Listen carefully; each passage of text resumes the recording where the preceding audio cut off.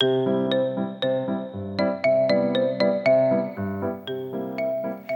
家文千万字，大家要跟大家做伙来拜一字。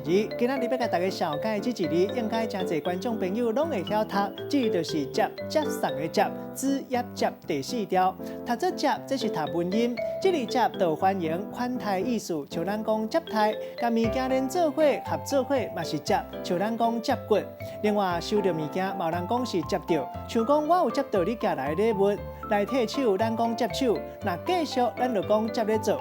这个鼻音可能大家较切分，鼻音读做字，这个字有动的意思，像讲手袂夹悬，骹袂指力，就是这个字。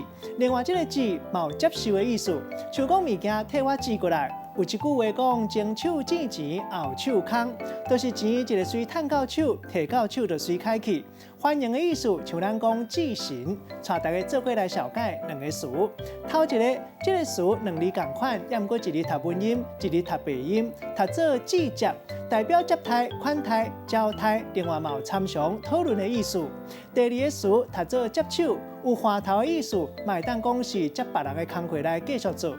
咱用一句话来举例，甲这两个词夹做伙。